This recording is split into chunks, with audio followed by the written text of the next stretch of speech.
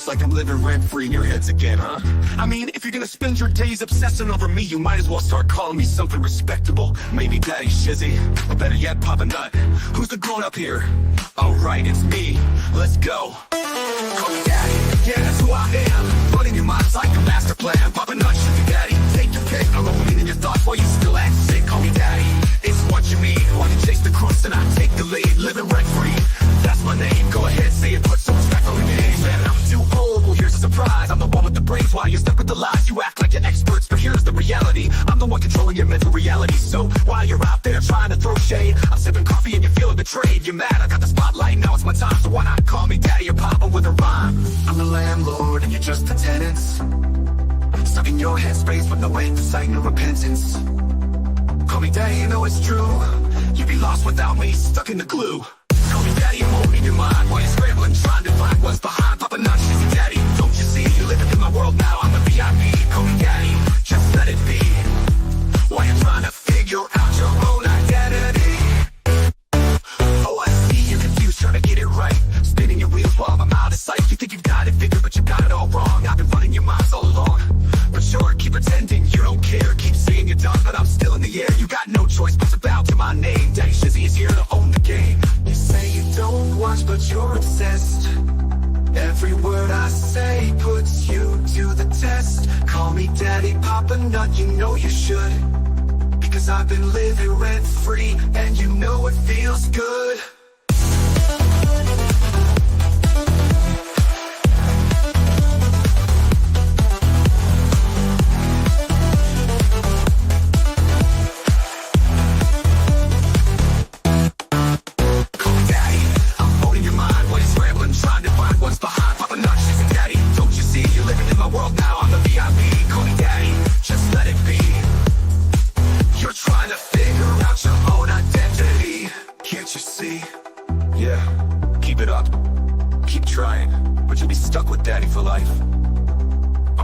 Shizzy Daddy, all in your headspace, and there's no escape.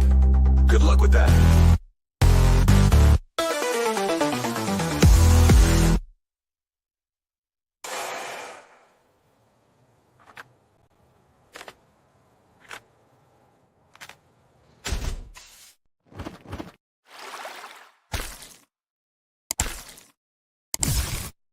Yes, guys, I am sorry about the way the chat stuff looks. It's all funky and weird, and I know it's I don't know what they're doing or what's going on with it. It's all screwy.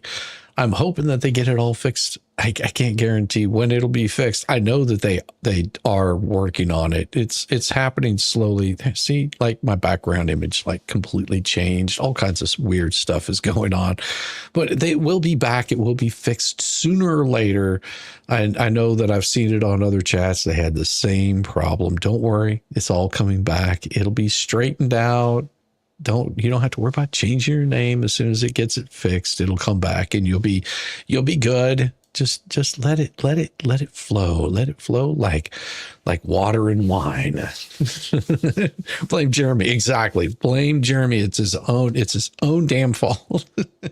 Yes. Watching the whole anti-Hales ecosystem melt down over the past few days has been quite amusing. Just seeing the, I don't know. I saw that, Elfie. I saw that you changed your name. Yeah, no, and watching it sort of unravel is it was predictable. I mean, we said this, what, 2-3 months ago, just, you know, if you continue to carry on and or you're trying to tear people down, it's not long before those people tearing each other down start going at each other because they run out of targets, and that's the modus operandi. So they just continually will destroy each other. And you know, it's because you have to remember who the smartest one in the room is. It's definitely not me. You know me. I'm definitely not the smartest one in the room.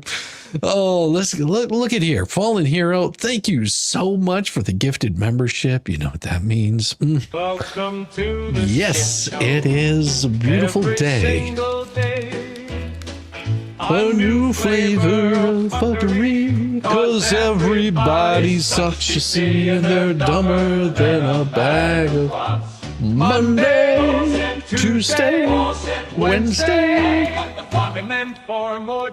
and also maybe not with a foot membership. Poppycock, bollocks, and fuckery, and all over again.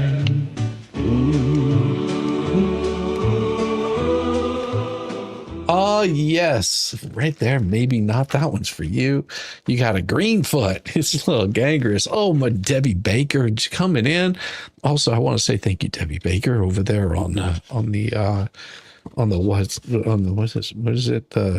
Cash App. Thank you so much. And I'm gonna give you 2 feet. I'm going to give you some blue feet because they're so cold. Thank you so much. We get you the song here too. Yes. Welcome to the shit show. Debbie Baker getting a couple of feet here. One right there. And then let's get you another one right next to it. And they're dumber than a bag of Monday, Tuesday, Wednesday. I've got feet all over this thing. Look at that. Sparkly. Oh, yes. Ooh, welcome. And also, Patty, yeah, I see what you're doing. You're trying to get me all distracted. Welcome to the shit show. Gee, you guys just love the song. Yes. New flavor of fuckery, 'cause everybody sucks, you see, and they're dumber than a bag of rocks. Monday, Tuesday, Wednesday. Yeah. I love it. Thank you so much. Good to see you too, Tammy. Live it all over again.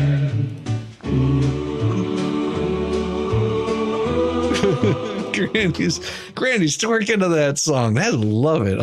No, I've just been really damn busy. I've got a armoire that it's actually, what do you call it? It's not. It is a type of armoire, but it's damn it. I can't think of the name off the top of my head, but it's made out of this tiger wood. It's really old, so I'm having to refinish it, and so I've just been really, really busy getting that done. And last night, went to this wonderful charity event for kids. It was really good to see these kids just enjoying themselves and having a really good time. It's for special needs kids. And they were just, they found out that they're getting ready to go on tour, which is really cool. They've got an Australian band that's going to be basically backing them and just touring the country. And I just had a really, really good time, with watching the show. My wife and I, we had a really good time just kicking back and enjoying some good music. We do it every. Oh yeah, these kids were absolutely wonderful, and I've known the promoter for quite some time, and he works with them. There's actually 2 guys that handle it all. Really nice people, and they've been working on getting them, all this stuff, and they've been doing it for well over 2 decades now. So it's really good to see. Love me some shizzy. Well, thank you, Linda Allen. No, and also I saw that somebody else gave a gift here. Let me pull that up. It would have been Starzy wanting to keep the song rolling. Oh, thank you. Oh yes, every single day, a new flavor of fuckery. 'Cause everybody sucks, you see, and they're dumber than a bag of clout. And love me some shissy. Thank you, Linda Allen. We love you right back. Days of creepsy, stupid, ridiculous, ignorant, balder, dash, poppycock, bollocks, and fuckery. Oh, yes. And this is why we love the Sundays. It's a good rewind just to get caught up on all the things that you weren't able to catch up on through the week. Teacup, happy birthday. Oh my, looking like we've got somebody with a birthday here. Well, let's just give you a nice happy birthday. Happy birthday, Teacup. My.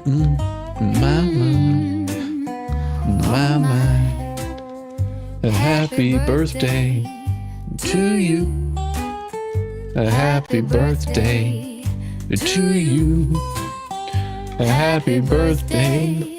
It is your day. Happy birthday to you. If you don't have holes in your wood, it's pecker free. Wait, what? No, it's termite free. No, there's so I've been like I said, this whole weekend, and it's miserably hot. So I've been working on this armoire and getting it completely refinished. I'm going to have to get some more wood for it. Don't you start Yamaha with those dirty thoughts. I'm going to have to get some more wood for it to finish it out, because there was some things that were broken on there, and it's just, replacing old screws, getting all of the old joints that are creaking to work better, put some new hinges on there. And I'll show you some pictures of it whenever it's finished. I'll show you the before and after pictures. It's really good. It's really good. And it says, gifted one Shushy Wishnut membership. Thank you so much, Al. And I'm going to be doing these shorter, or else you guys will just be sitting here gifting one membership all day long. So we'll give you the short version of it. Welcome to the shit show. Every single day. A new flavor of fuckery, 'cause everybody sucks, you see. I know your trick. You'll spend the whole time just gifting one membership just to get the whole song. That's not how it works. We're going to take control of that really quick. We sometimes I feel like a nut and sometimes I don't. Well, shame on you. Thank you so much for being here. Yes. Yes. Let me get, we got to finish that one out. I'm going to have to get you all fresh one here. Where, just because I love you, Cat Watcher, and we appreciate you being here. We're going to start you with a fresh new one right there. And you get to be the star right above the expert. Pretty soon the expert's going to be just completely like wiped out. He's going to be completely covered. Now somebody's going to have to get me some more expert stickers. That's what's going to have to happen. Welcome. Now being part of the best shit show. Well, welcome to the shit show. Every single day. I appreciate you very much. Love being part of this shit show. Yes, it is. And it's a beautiful place to be. And it is always going to completely get derailed every single time that we do one of these. It just is going to happen. It always is going to happen. It's going to get derailed. What was that? Let's see. Yes, I tell you, people love your bits and my singing. I don't know. My singing is probably not as good as it used to be whenever I was in my much younger days. Oh, for being so welcoming to everyone, especially the newbies. Yeah, no, we love this place. It's a place, especially, normally on Sundays, I would do a nice spicy stream. There would be lots of voices in here, but it has been crazy. Don't wipe out the expert. No. No, that's what I'm saying. I just need to get some more of the expert stickers and put them on here. Next, if I had a whole bunch of the expert stickers, and I'm telling you, if I had expert stickers, what I would do is I would do an expert sticker for like a $50 super chat, and I would put a new one on there, and I would just keep putting them on there until the whole thing was covered. But they'd have to be like a $50 super chat or higher to do expert stickers. But I don't have any, so don't do that. I don't have any, so I can't guarantee them yet. Then it'd be hard to wipe out the expert. Then it would just be a challenge to see if we could get it covered with more expert stickers or more stars. And the expert stickers cover up much more area. Lots of voices in here. So any normal day then? You mean your channel? Yeah. Well, I'm saying Sundays. Usually I've got the spicy Sundays, which is usually a little bit of interesting. Might get a little more PG, let's put it that way, and I would have those wonderful voices like Dictionary Diva, Volstorm, and who's that other one? I think it's your evil brother. I have a story. Yeah, that guy right there, Megan and Doug sticker 2. Well, those would be much more valuable. At least a $10 one. Yeah, well, Matha, what you talking about, Willis? Maybe no, honey. I'm so sorry. Oh, I'm sorry to hear that. Maybe not. He's an a-hole. Yeah, he is an a-hole. I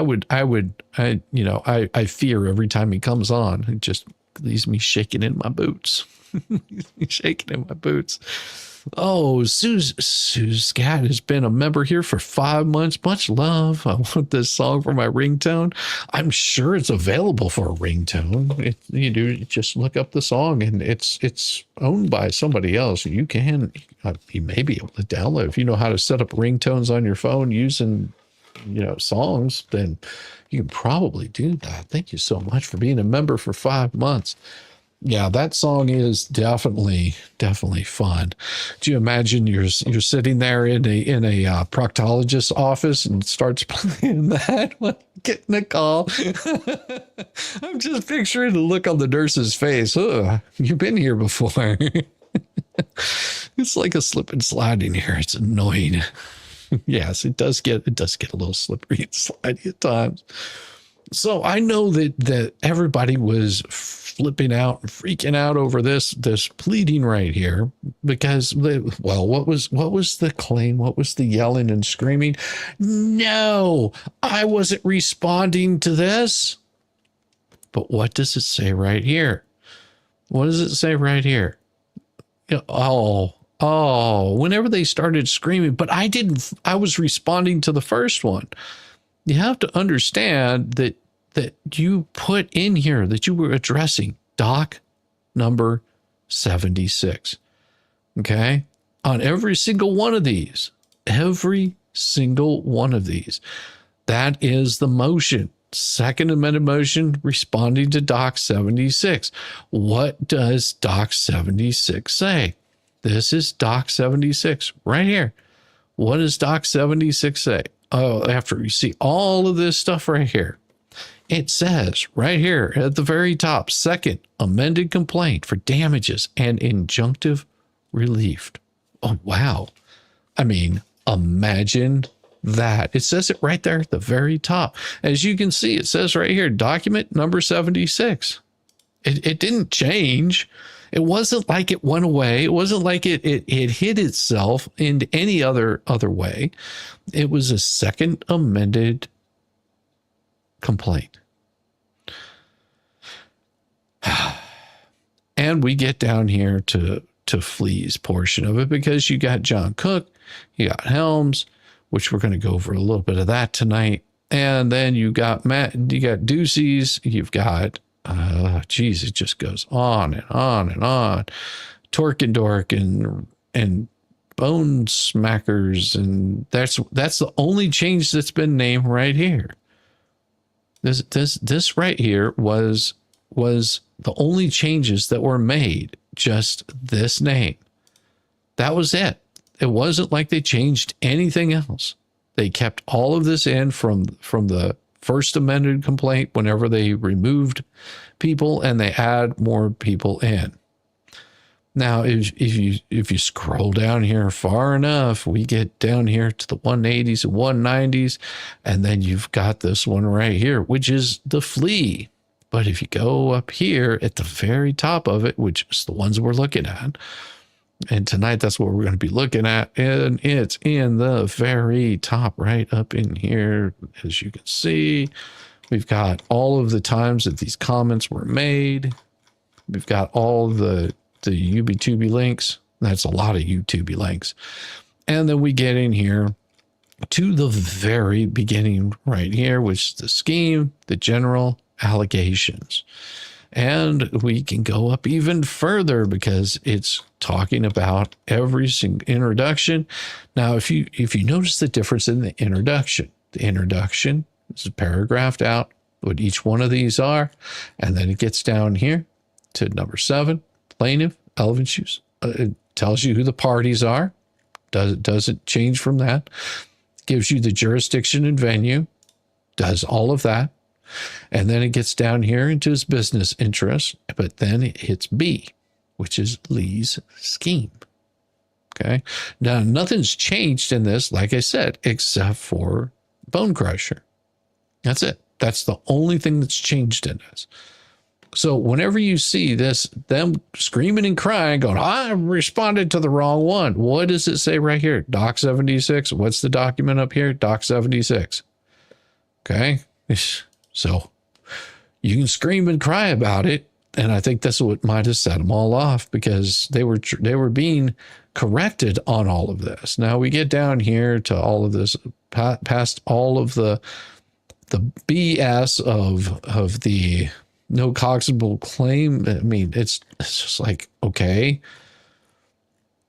The alleged conduct, soliciting, retaining donation from others for personal use does not state a claim. Well, actually, it does inside of these documents. It does. It states very much a claim. No casual link to plaintiff's claim. And then conclusion. Of course, whenever you say conclusion, that should conclude the story. You should be done. Oh, I love refinishing furniture too. I'm actually using paraffin mixture on the tiger wood because it's such a dense wood that this stuff just gets soaked up in there. Hit it with some 400 grit sandpaper to just get it all smooth and slick-like. It's looking really good. So it's like a petroleum-based, not really a stain. It's like a paraffin mixture. It's what you use for furniture like this, especially for tiger wood. And then, of course, we already did argument 1. We finished up on argument 2. And this was the other night that we finished the argument 2 up. Plaintiff's Second Amendment complaint, numerous statements. And it's really weird that you're jumping around like this. 29, 30, 32, 52. Sufficient claim for defamation under Florida federal law. Now, if we get down here and we start looking at this, 26 is a former volunteer moderator for Hale's YouTube live streams. After resigning as Hale's moderator since 2024, Lee is using her online advertising YouTube platform to make false or misleading statements of fact that damage Hale's reputation and sales by mainly targeting Hale's owner agent, Mr. Hales. These statements targeting Hales and Mr. Hales are likely to deceive or have actually deceived customers and likely to influence customer purchasing decisions or other commercial behavior against Hales. Nowhere in there does it say anything about defamation. So 29, maybe it says it there. As part of the malicious conspiracy to Hale Harms made the following false statements. So this is just including everything above it. And these are the actions that are being done. So the problem is, what if for whatever reason they decided to pick out things that have nothing to do with the case whatsoever. Non-actionable opinion, rhetorical hyperbole. We read all of this before. Reliance on public or third-party information. Defamation action requires the defendant make false statements of fact, knowing that it was false or reckless disregard for the truth. But he wasn't arguing that yet again. No plausible allegation of actual malice or reckless disregard. Well, good. I'm glad that you actually are pleading these right here and trying to put motion on this, because clearly you didn't read what the hell was actually being said. Statements based on disclosed facts or public controversy are not defamation. Okay, look in here. So what part are we talking about here? Okay, so if we're talking about all of this right here, She said he's basically saying it's made more than 100 YouTube publications. Boom, boom, boom, boom, boom, boom, boom, boom, boom, boom. How many pages we go through? And these are the things that were said. That's the person Jeremy is. Shady, underhanded. He will let you know when he uses people. Or should I say, he's obsessed with men's penises. He's always talking about people's penises. I'm so tired of this guy getting away with ripping people off. He's stealing money from people. They really can't afford to be sending him things. Like, they're just nice, kind-hearted people. He's scamming them. That's not what you said. That's not what you said the other night. See, it's funny how the narrative changed, because the other night what you were saying is what were they being called? I think it was you were trying to disparage them by calling them hoe dogs, that they're following cult, that they don't have any mind of their own, that they don't think for themselves. They're too ignorant and too stupid to think for themselves. I'm pretty sure that's what was being said. Like the amount of disrespect.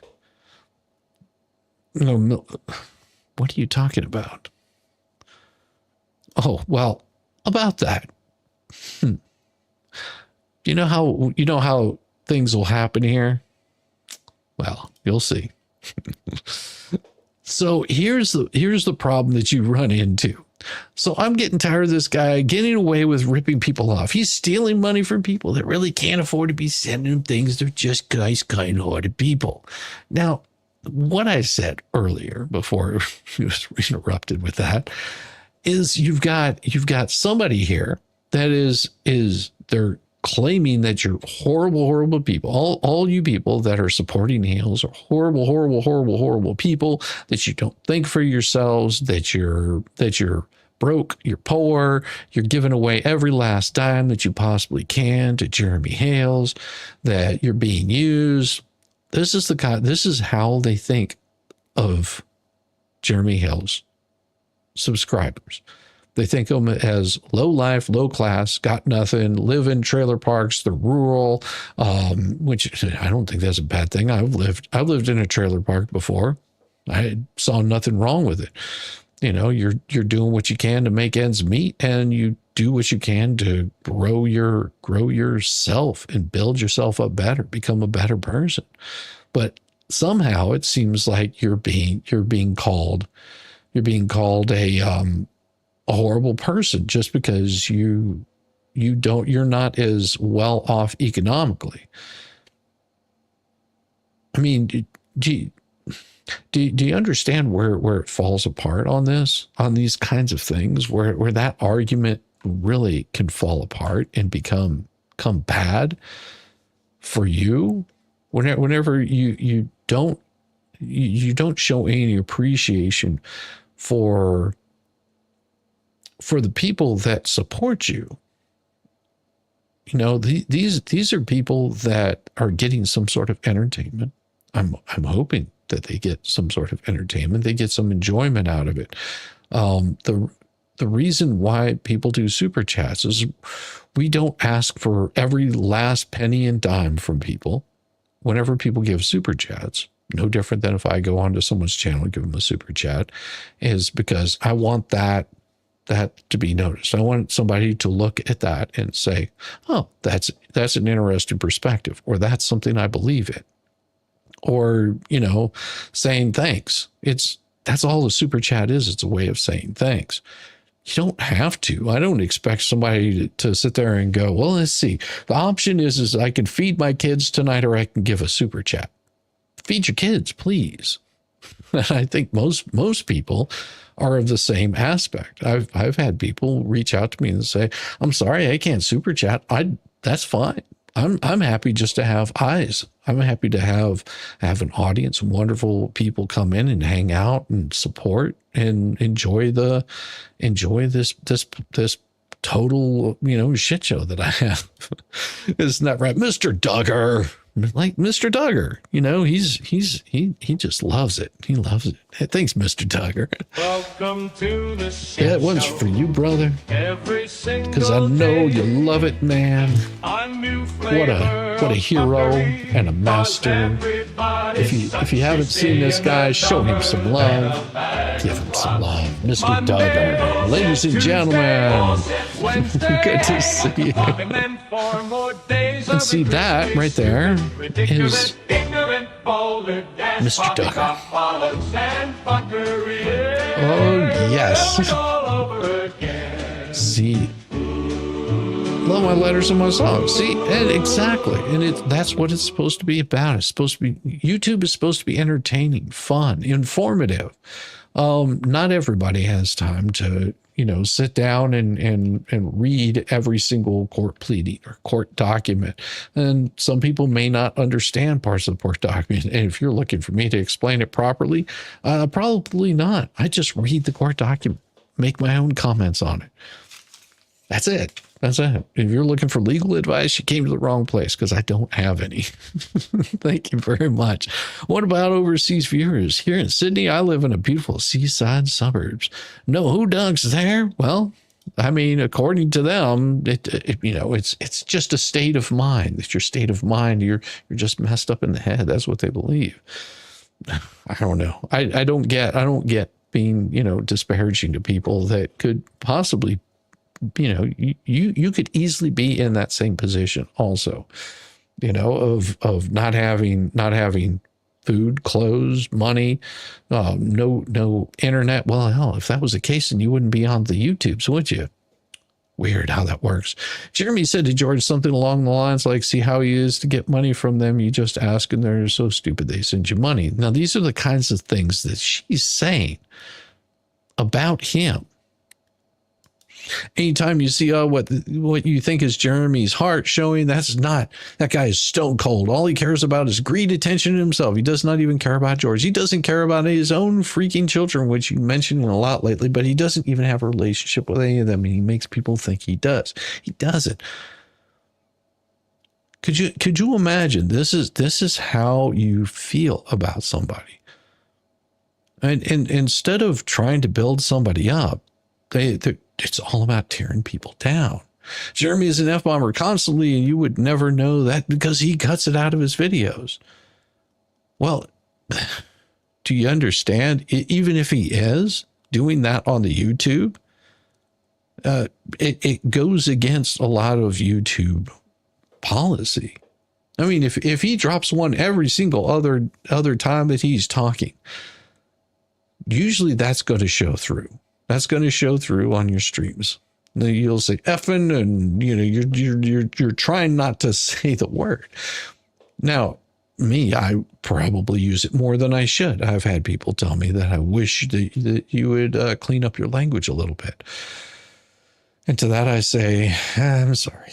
I probably should. I've been trying to behave a little bit more, but sometimes I just let it go. And then, of course, from a deleted live stream called live, it's Blindsided Sunday, everyone. At Blindsided, what the hell? Lee said, Germ used these handwriting, whatever this handwriting is on these signs to harass, ridicule, mock, destroy this woman life for over a year and a half. And they say these kinds of things over and over and over again. And if you saw over the past few days, who is the main concern? Who is really the main concern? I mean, hell, what has it been, over a week? And they started muting her in the chat. They started cutting her off, started ignoring her. All the story is shifted to other people. And you'll see these kinds of things happen, especially in these things, because, oh, well, this is old news. This is old news. How much did you really care? Because at that point, it starts looking like you're more concerned with the likes and spreading a narrative, just like a PR team would do. Right now, you can only grift off of something so much, so you've got to change it up. And now it becomes the victim status. Oh, now I'm a victim. Now it's him versus me. So what changed? What shifted? Lee posted the following on her platform. Lee stated the following on her YouTube platform. Now,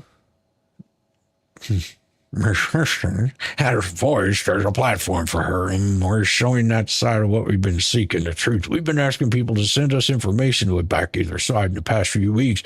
We've actually been doing this hardcore online live with you guys. Oh, that sounds disgusting. The only stuff that we've been receiving is against Jeremy. It doesn't put him in a good light, and it's all actually very negative. There's no proof. Pretty dark, very, very dark.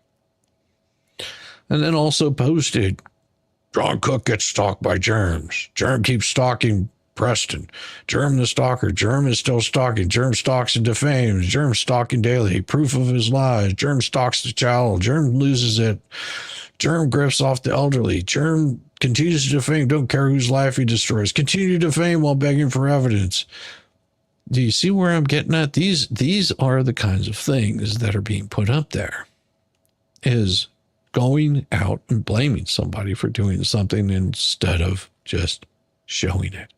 In a recent publication, Lee states she received information about the deposition in a lawsuit of Mr. Hales. This information was supplied to her by Ducey. Oh. So what's the little thing? Yeah, it says right here. Gives you the whole link and everything. Tells you exactly where it's at. He continues on. Lee solicits cash from consumers who watch Lee's programming and misleads them to believe these donations are for charitable purposes. And what is her response? Well, paragraphs 26, 27 are conclusatory, specifically fail to state a claim. Actually, they do. And it says conclusatory allegations are insufficient as a matter of law, but they're showing you all of the proof. There's all the links right there. We can bring those up in court whenever time comes. This is what Shockett's saying. It's like we've got the proof. We can bring it up in court. We're providing all the links to it if they so desire. We are letting you know that we already have this information. And if you go deleting it, it just means that you're deleting evidence. It's not like you can pull those off permanently forever. And if you do, that means you're destroying evidence. Now, the thing about it is then they can bring that in. It just gets let in. You get to see the whole thing. Let it go. Both Florida federal courts require the complaint set forth facts, not bare legal conclusions or vague assertions. Well, they're showing you the proof. A complaint must allege ultimate facts. No, that's not true. So if you go in and you read all of this stuff, he explains exactly why. Plaintiff refused references to false, misleading statements, attacking, threadbare recitals, naked assertions, lack of specificity. Fails to provide fair notice. Under Florida civil rule procedures, federal civil rule, a complaint must provide a short and plain statement of the ultimate facts. So, what?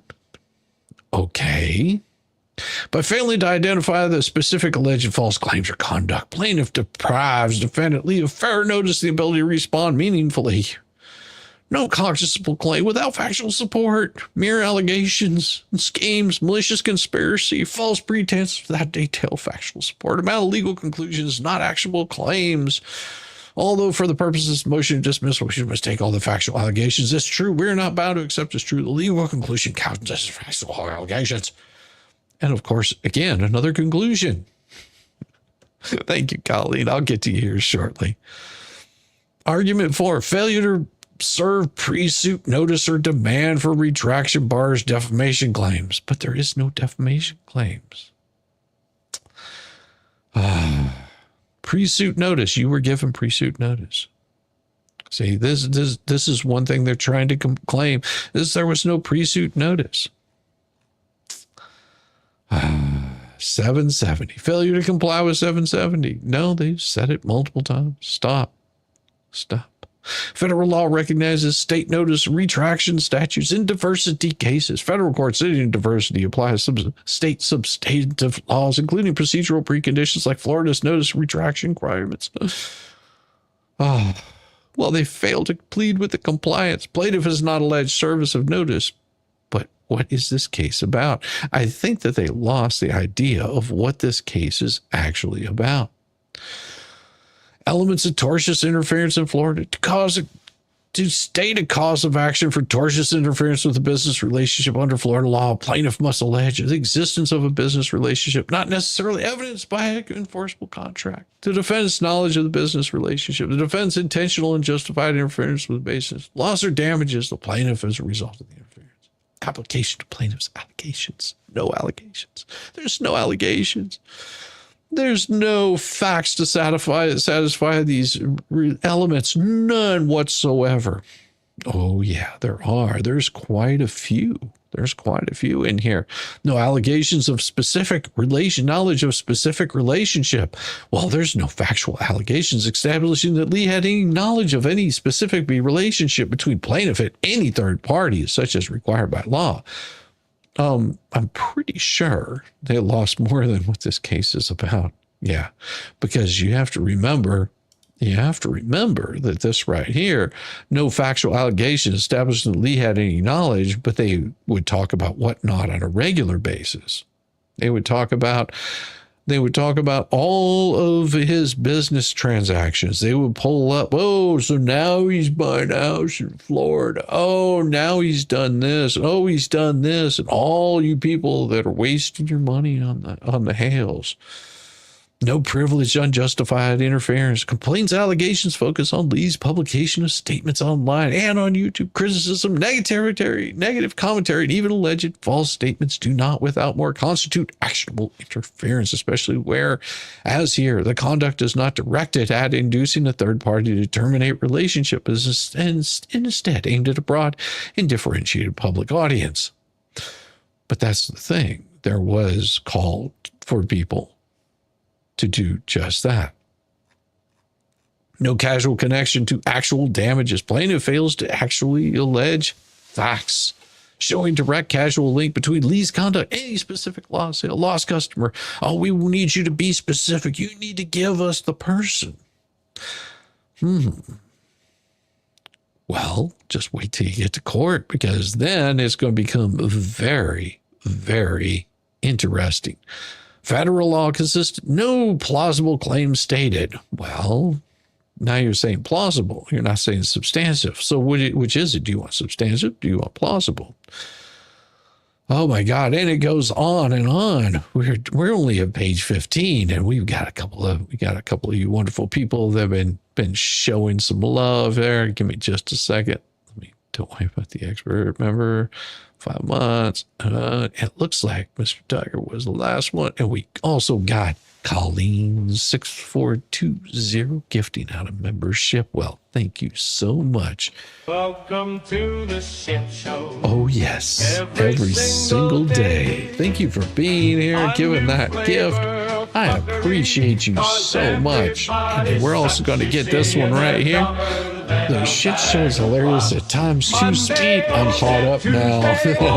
Well, I'm glad you're caught up, and thank you so much for your support. I appreciate every single one of you, and thank you so much for being here tonight. We're here to have a little fun and all over again. And also, we got Janice right here says, Felisa says she deletes Lynette's comments to protect her. I think not, from what I read on ProHale's Facebook group I'm in. These supporters are tired lips, and she's losing supporters and donations. But she's helping her with her legal problems. Isn't that right? Interesting. Thank you so much, Janice.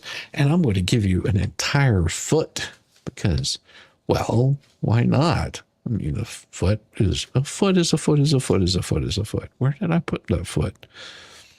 Well, you get a whole brand new foot. I will say most definitely. Thank you so much, Janice. Well, see, that's the thing. I really can only watch so much of it. The past couple of days, because it's been late and I haven't felt like streaming because I'm exhausted and I don't want to be completely exhausted. Thank you, Janice. I've had the opportunity to see some of those, and I will tell you, it is. Welcome to the shit show. Most definitely. Thank you very much, Janice. I appreciate you. And yeah, and that's what'll happen whenever you get people that are disparaging about other people. They don't care about what they're doing. And it doesn't harm her none. She's not worried about it. She's doing it to make some sort of case. And okay, I guess it's what you do whenever you do these kinds of things. Yeah, Jeremy spoke about that tonight. Yeah, it's been messed up for a few days now. Yeah, it'll come back. It'll come back. Don't you worry. The names will come back. They're all screwing, having problems, but they will. It won't happen tonight, but I would say possibly by tomorrow or the next day. It's a YouTube thing. It's not anything that you did wrong, and you shouldn't have to change anything. When Crick was gifted a membership, yeah, I'm sure that set him off a little bit. This is time to combat this BS fake channels. Well, we're not going out. We're not attacking anybody. Here's the thing. And let me put to you how this works. And I'm dead serious. The way that you can do the best thing is pay attention to the people that you are learning something from. Don't worry about all of the little hyperbole things that are going out there. It's noise. It's noise made to distract you from what is actually going on. Now, if you want to, watch away. If that gives you your jollies, but don't try to take them down. Let them be exactly what they are, because the more that they are what they talk about being, the more that it shows. And you'll see, we've seen it here on YouTube multiple times over. If you've been around YouTube long enough, you'll see channels come and you'll see channels go. And those that go out to harm other channels, it always works in against them. That's what my letter was to these people was, if you're coming after people, if you're looking to do harm to other people, it comes back. Like whatever you put out there in the world, you put harm and bad stuff towards people, it just comes back. It's a door you don't want to open. It's staring into the abyss. And what happens is that abyss stares back at you. And that should scare you enough to not do it. But they don't learn. So I don't go for the combat of it. Just let them go. Let them do their thing. Hey, how you doing? She just said, leave it for a day or two. It'll change back. Yeah. Just leave your name for a day or two. Man, it's up to you. You can watch them or not watch them. Lurking in the background and listening. Well, thank you very much, Cat Whisperer. I appreciate you. Oh, Buck Naked. Love Buck Naked. Oh. And of course, more quotations. Here, Hales does not allege he is a consumer of any product or service offered by Lee. Well, that's not how it works. He never said he was a consumer, nor purchased, received anything in commerce from Lee. Well, instead, he alleges only business and reputational harm. Well, yeah, that's right there what this is. See? And it's competition for views, competition for, just doing the YouTube stuff. And, the same thing is you've got,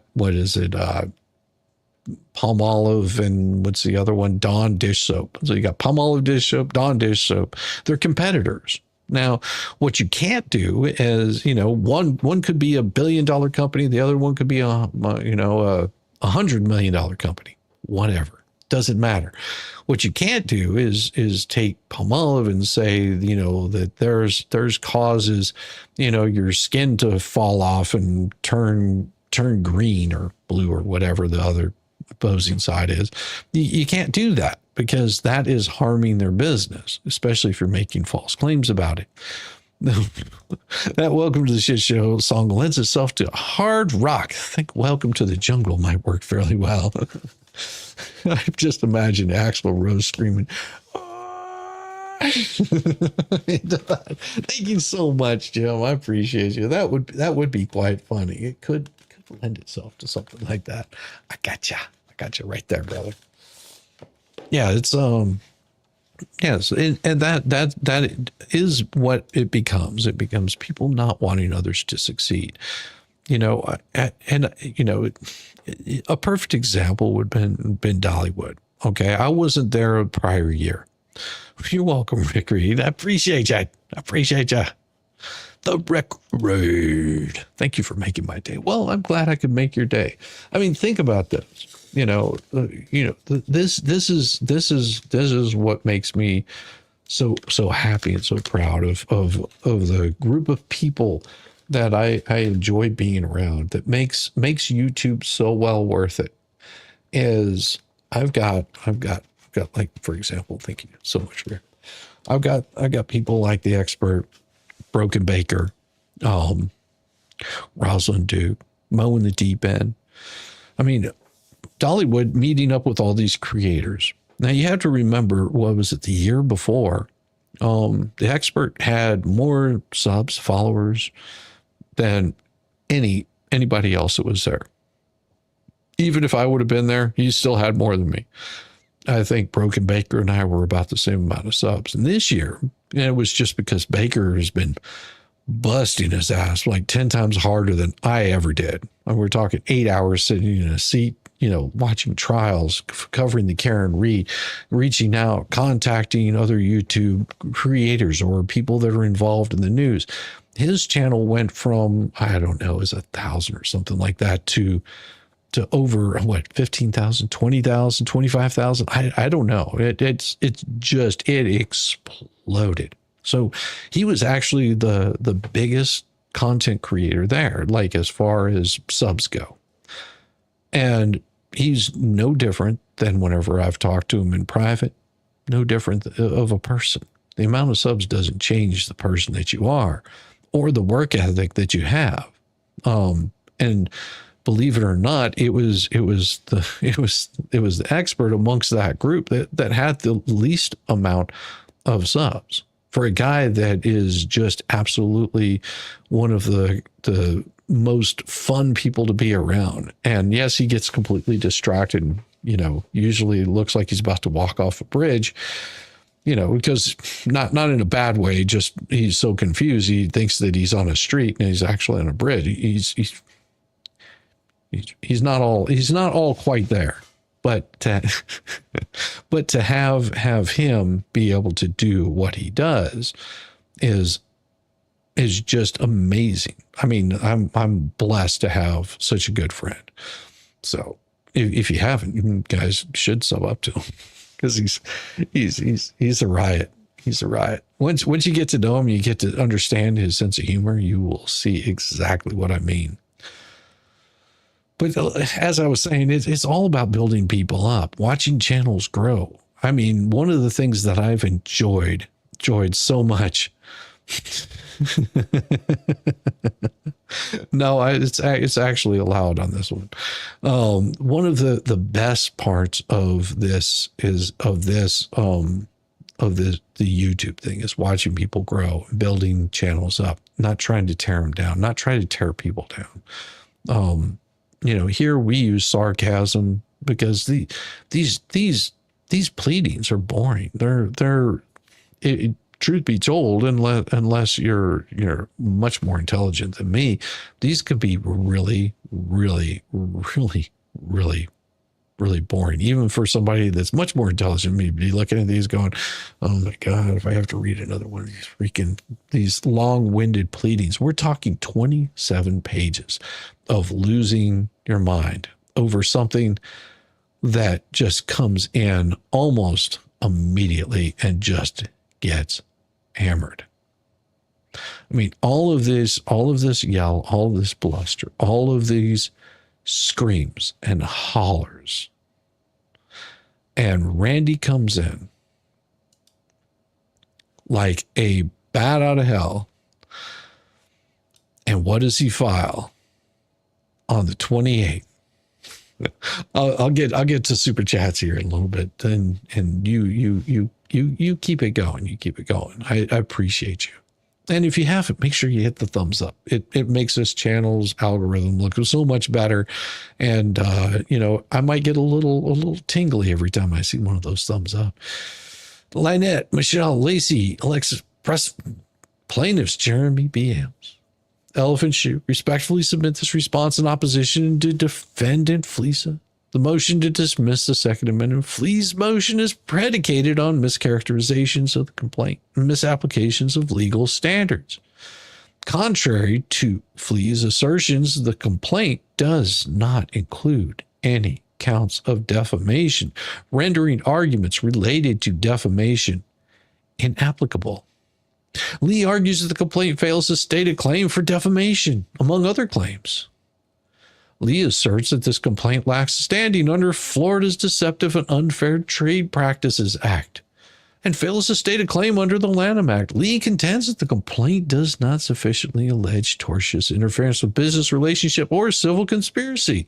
Lee also argues that the complaint contains conclusory allegation lacks factual specificity. Lee claims that the plaintiffs failed to comply with Florida's pre-suit notice requirements for defamation under these statutes. Flee asserts the statements attributed to her are non-actual opinions or rhetorical hyperbole protected under the First Amendment. Well, and here's the thing. The complaint sufficiently pleads claims under the Florida Deceptive and Unfair Trade Practices Act, the Lanham Act, tortious interference with business relationship, and civil conspiracy under federal rules of civil procedure. The complaint must contain a short and plain statement of the claim showing that the pleader is entitled to relief.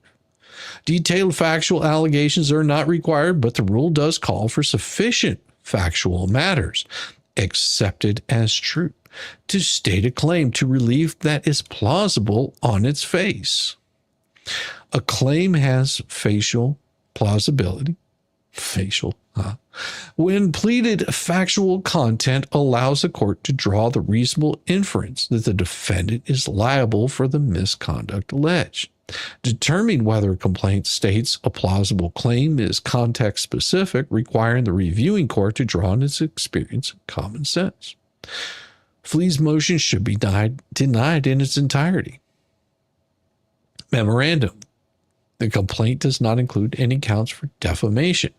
Flee devotes a significant amount of attention on arguing that the complaint fails to state a claim for defamation, that the plaintiffs failed to comply with Florida's pre-suit notice required under 770.01. However, the complaint does not assert any claims for defamation.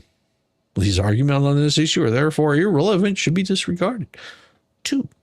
The complaint states a claim under FDUTPA. To state an FDUTPA claim, Dolphin must allege a deceptive act or unfair trade practice, causation, and actual damages. I think he meant to put plaintiff. I don't know. That's really weird. Dolphin. Fish. A deceptive act involves a representation, omission, or practices likely to mislead a consumer, acting reasonably under the circumstances to the consumer's detriment. An unfair practice on the other hand, is one that offends established public policy, is immoral, unethical, oppressive, unscrupulous, or substantially injurious to consumers. Flee argues that plaintiffs lack standing under this because they're not aggrieved customers. This argument misinterprets the statute. This statute allows claims by entities harmed by unfair or deceptive practices in trade or commerce, even if they are not direct customers. An entity does not have to be a consumer in order to have standing to bring a claim. Because the district has alleged the defendant's unfair and deceptive practices were likely to cause consumer harm, a claim can proceed. Ooh, he's just bringing them in. Moreover, when a competitor business, rather than the consumers, press a claim, lost profits, lost revenue, reputation harm, and other damages commonly observed in business tort claims constitute actual damages. And they omitted the citations. Between the more relaxed pleading standards for this case, combined with over 150 paragraphs of factual allegations in the complaint, including without limitations, paragraphs 1 through 6, paragraphs 18 through 54, paragraphs 165 through 172, which address her specific acts. Plaintiff's complaint alleges that Flea, as a plaintiff's competitor, engaged in deceptive practices, including soliciting donations under false pretenses from customers, which caused harm to consumers, making false statements about plaintiff's business, which caused harm to plaintiff's reputation, business relationships. These allegations are sufficient to state a claim under FDUTPA. Now we're at a break. I want to hit those 2 super chats I saw come in. Thank you so much. This shit show song is hilarious. Oh, I already got that one right there. Let me see. Where did I leave off?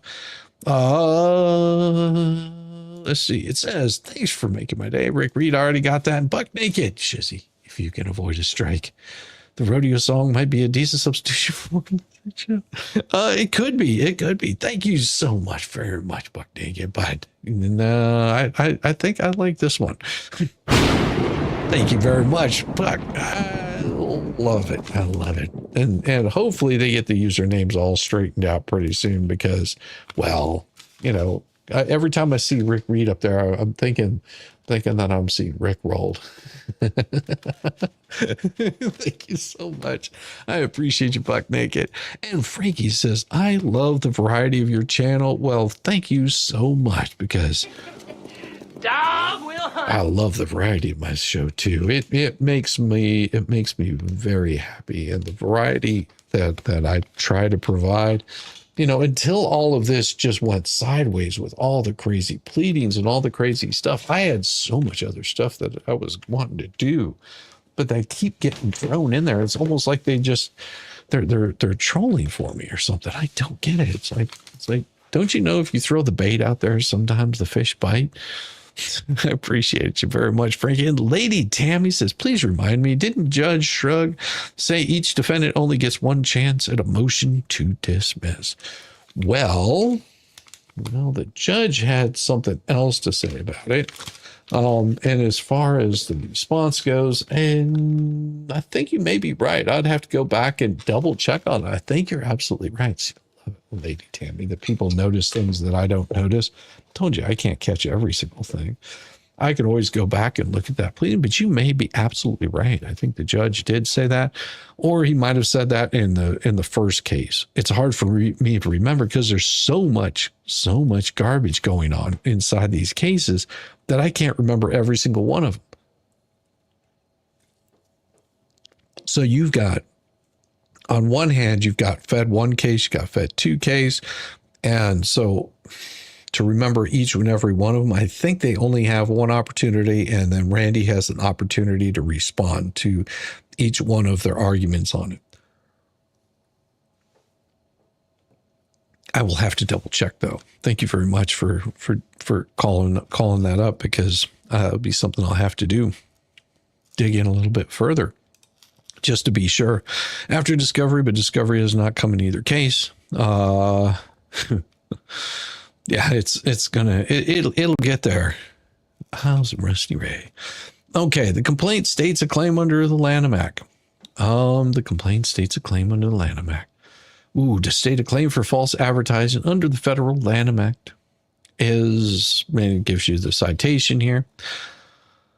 Third Party Verification, Inc., Signature Link, Inc., leak contends that the complaint fails to allege false advertising under the Lanham Act because the statements attributed to Flea do not constitute commercial advertising or promotion. This argument is very unavailing. Under U.S. federal law, the Lanham Act defines a commercial advertising or promotion as representations made in connection with goods or services that misrepresent their nature, characteristics, qualities, or geographic origin. While the Act itself does not define advertising or promotion, the 11th Circuit requires that representation must meet the criteria of being commercial speech made by a competitor intended to influence consumers and sufficiently disseminated to the relevant purchasing public. and emphasizes that the representations need not be part of any traditional advertising campaign, but may include informal types of promotion, provided they're sufficiently disseminated. To be actionable under the Lanham Act, the speech at issue must be commercial in nature. Commercial speech encompasses not merely direct invitations to trade, but also communications designed to advance business interests. And of course, it gives a citation. In order for representations to constitute commercial advertising or promotion under these sections, they must be commercial speech. Blah, blah, blah. That's just giving you the citation.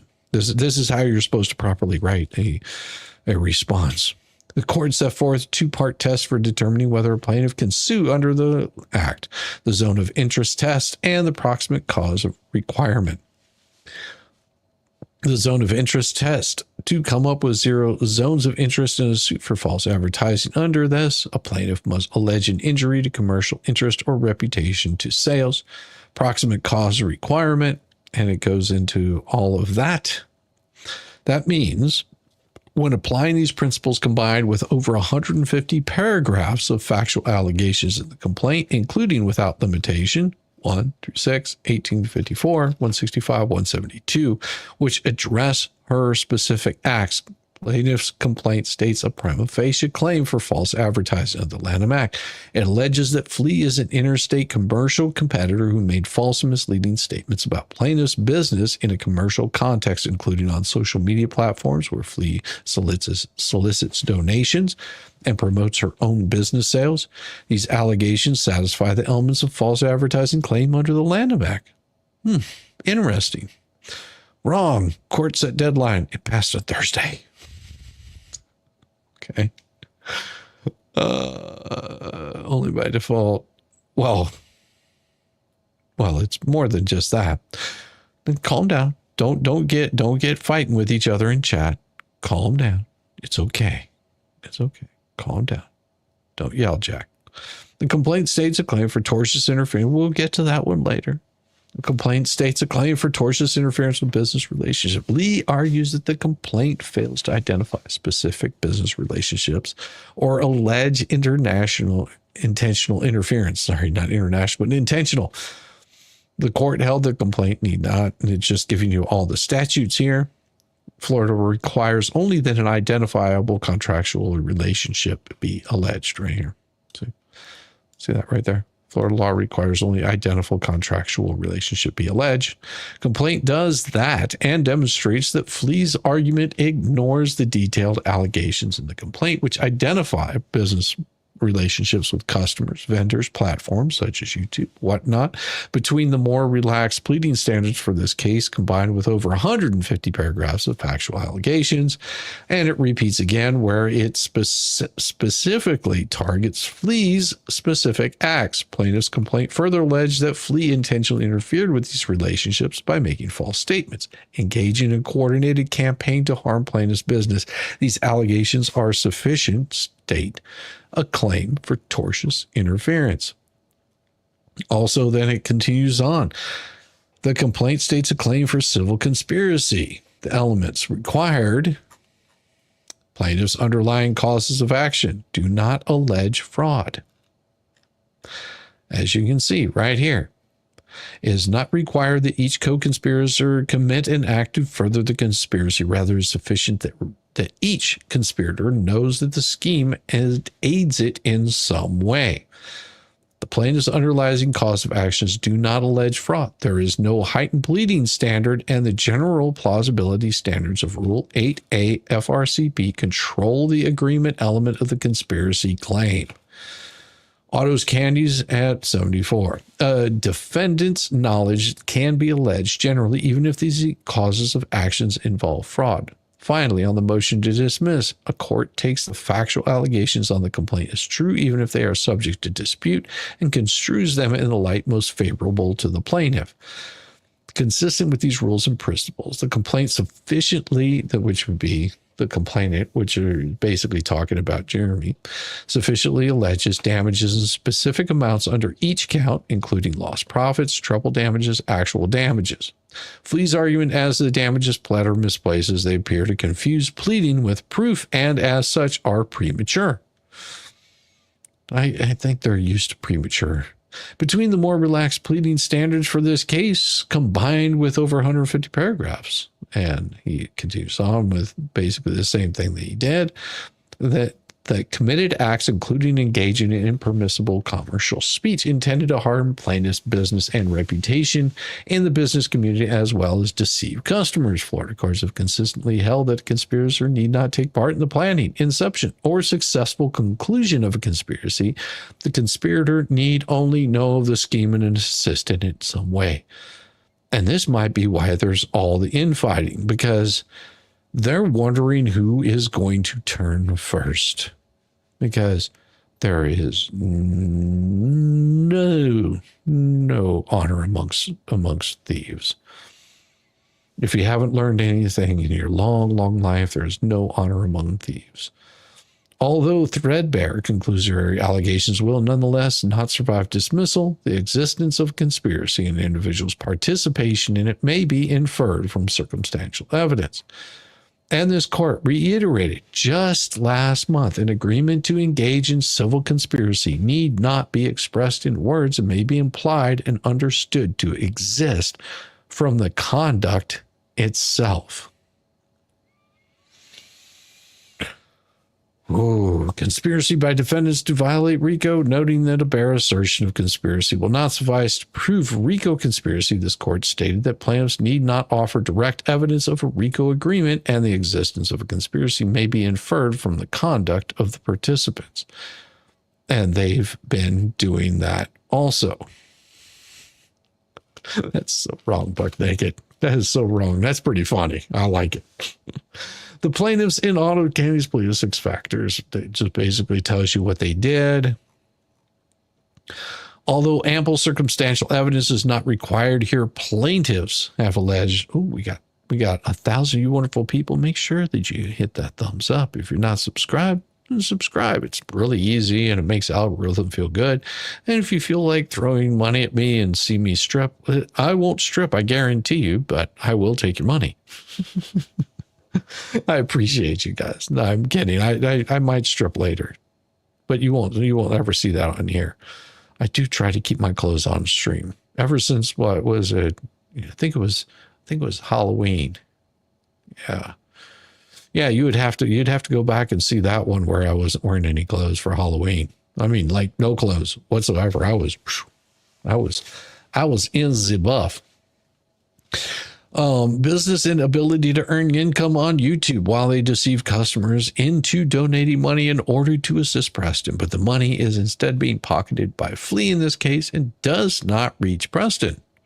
The complaint also alleges sufficient facts demonstrating that Lee assisted in the scheme in some way. Specifically, now, in case you didn't catch that one, a certain moron was thinking like, well, we'll saw this BS as a quick way to make a quick buck, maybe get out from under, foreclosure. My opinion. Okay, let's go back and read this because this is really, really important. Although ample circumstantial evidence is not required here, plaintiffs have alleged sufficient facts to demonstrate that Lee and other defendants knew of a scheme to destroy or take down plaintiffs' business and ability to earn income on YouTube. Now, if I'm not mistaken, somebody reached out to me really, really angry, wanting me to cover this damn story. You need to be looking at it from my side. You need to be saying what I say. You need to join me in this right here. I want you to report on it, but you're not reporting on it fair. You're not listening to all the facts. And then they say, you can grow your channel because the Flea's channel went from what, 300 to whatever, 2,000, or they gained a whole bunch of subs, and you can grow your channel if you just get in on this and start talking about and do this and do this and do this. That right there shows that there was already people reaching out, wanting to make sure that their side of the story was being echoed. And all I did was look at the documents, and I was like, Looks to me like they're pretty damn straightforward on what they're alleging on all of this. And then continuing on and telling me, no, you're a journalist. Oh, geez. Now, while they deceive customers into donating money, they have so far. Customers have been donating money in order to assist Preston. So there's been quite a bit of money that's been going out there that's supposed to be going to Preston. And as they've shown multiple times over and over again, what did Lisa say? I use that money because John asked me to use that money to pay the taxes. Or I told John about the money being used, whatever it was. You use that money to pay her taxes. Money that might not have been given for that. So you're holding those purse strings for it, which is a big no-no. I mean, and deceiving customers into donating money in order to assist Preston because, well, there's no accountability for it. But the money is instead being pocketed by Lee. In this case, it does not reach Preston, clearly, because if so, she would be sitting on probably having a lot of stuff done. But it seems like somebody else is controlling those purse strings. The complaint also alleges sufficient facts demonstrating that Flea assisted in the scheme in some way, specifically the allegations regarding Flea, along with necessary context, are summarized and cited in paragraphs, cites the paragraphs. Now, Flea asserts this a civil conspiracy claim fails because it's not based on an actionable underlying tort. Well, and this argument is incorrect. As shown, Supra, the complaint alleges underlying torts, including violations of the FDUTPA, false advertising under the Lanham Act, and tortious interference with business relationship. These claims are adequately pled, and the civil conspiracy claim is therefore viable. Now, Flea's argument regarding protected speech are misplaced. Flea argues that the statements attributed to her are non-actionable opinions or rhetorical hyperbole protected under the First Amendment. However, the complainant alleges that Flea made false statements of fact about plaintiff's business practices and reputation. These statements are not protected speech because they are actionable. So there's a big difference between talking about hyperbole and doing things intentionally, such as saying he does X, Y, or Z, whenever those are factually incorrect. And knowing that those are factually incorrect, but doing it to sway people's minds and things.